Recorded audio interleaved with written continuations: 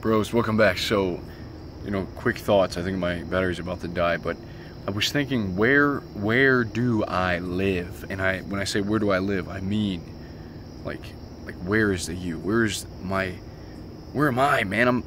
If I'm honest, I'm like in my toes, through my toes, and the soles of my feet are as much a part of me as some more valuable parts, maybe like my eyesight or my brain. And if you think about it like this, it's like when you go without sleep for a day, maybe and one night, 2 nights, nothing else matters except getting into your bed, getting some rest. When you go without food, what happens? We've been fasting this month, intermittent fasting, 16 hours a day. Some of you push it a little longer. What happens? The focus is not about girls anymore. You're not feeling fucking horny. You're not worried about shit. You're worried about getting something to eat. It becomes the prime center of your attention. And you see, where's the attention now? It's usually up here. We're heady. See, if I say where's me, well, the you is somewhere in here. It's like right in here, sort of in the middle. Some people say their heart.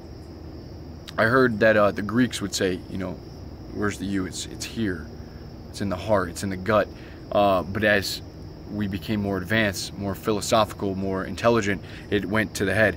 And so that gives you an understanding is that whenever we feel a concentration of focus, an immense amount of focus, is because there's a lack of something there. If you stub your toe, you're focused on the pain. If you lose a tooth, what happens? Your tongue starts investigating that missing tooth. All right? There's a missing fucking tooth. You get a canker sore, starts investigating that. You don't leave it alone because it's causing you some, like, oh, I got to figure this out.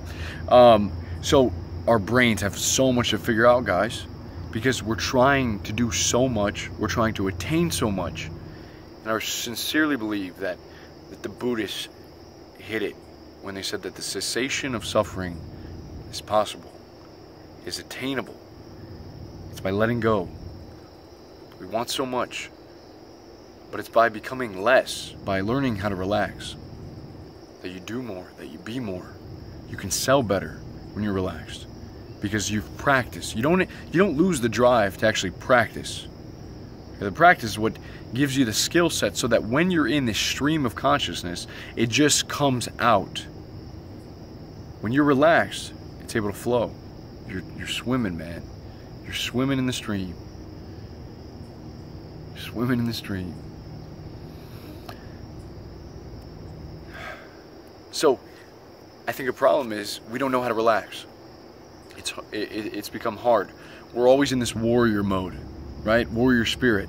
You need it, right? You need to be able to get up and attack the day. But it's not always about doing more. It's not always about becoming hard. It's about learning to relax. Anxiety is not relaxing. Your heart's pumping, your cortisol's dumping, sweat glands are opening up, you're freaking the fuck out. And what do we have to do? We have to breathe. And so breathe with me. I want to show you how you can quickly change your state. Whenever you're overcome by worry and anxiety, just breathe. Deep inhale, but then you want your exhale to actually be even longer and sigh it out. Let that tension flow out of you.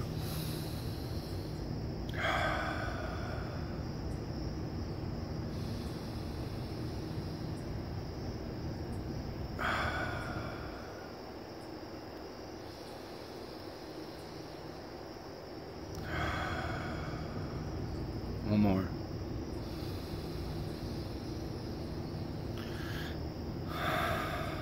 Feels good, man. Feels good.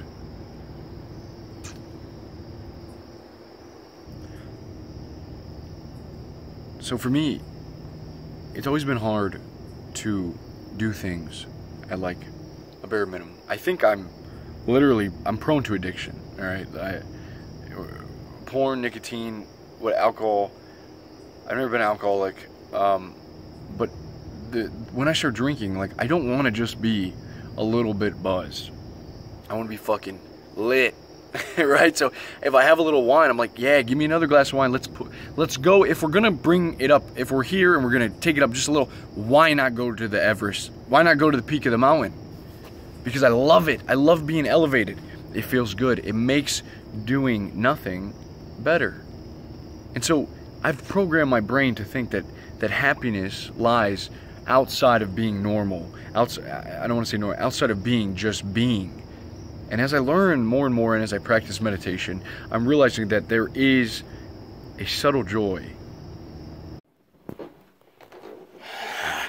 Alright, so the camera died. But look, we were talking about there's an underlying joy that's there.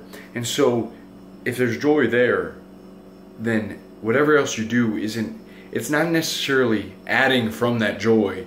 It just seems more enjoyable because you're not used to being where you're at.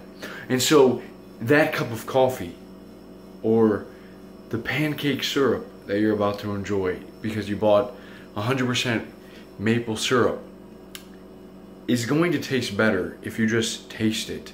It's going to be better if you enjoy the cup of coffee because you don't need it. Like, there's people like, I fucking need my coffee, man. It's like, no you don't, right? I'm a coffee drinker. No you don't, man. Enjoy it. The subtle. It's even fucking bitter, bro. It's like coffee's bitter. You drink it black, but there's also like fine. There's fineness in that dirt. And a cigar is like nothing but like a plant, like old leaves, right? But there's some aroma there that you taste, and it makes you present. Like if you've ever enjoyed a cup of tea, it makes you present. It's to enjoy. It's not to bring you somewhere else. That's what life's about, enjoying life. And so I also don't want to discount. Don't ever discount. We're talking about being still and relaxing, but don't discount the moving part. And moving, in a sense, of literally like moving your body. Like that's why we work out. Think about after a workout. What are you? You're relaxed. Your brain is flooded with endorphins, right? Usually you ever want to go out on a date and you're nervous? Go to the gym first. Come back. Drink a couple glasses of water. There's a life hack, bros. You go out. You're more relaxed. You're more in flow. And so, going for a walk, very therapeutic. Get the mind working. Life is good, and I want you to know that I think meditation is the way to go. If this message resonates with you, don't fight yourself, bros. Don't fight yourself.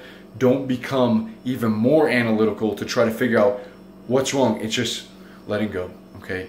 And I think that we can become even more aware of how much we're holding on to, like your levels of energy, your state of, I want to really break this down and unravel it. Sometimes we can be holding on to so much and not even know. And so let meditation invite that into your life. Let it become a practice of constantly like showing you what that looks like, what presence looks like. You become repetitive in returning to that moment, and eventually you can tell, oh, why am I spazzing out? I'm gonna die one day. Why am I acting so upset? I spilled a little bit of grape juice on my shirt. I'm so upset. No, it's like I'm not gonna remember that in 10 years, man. I love you guys.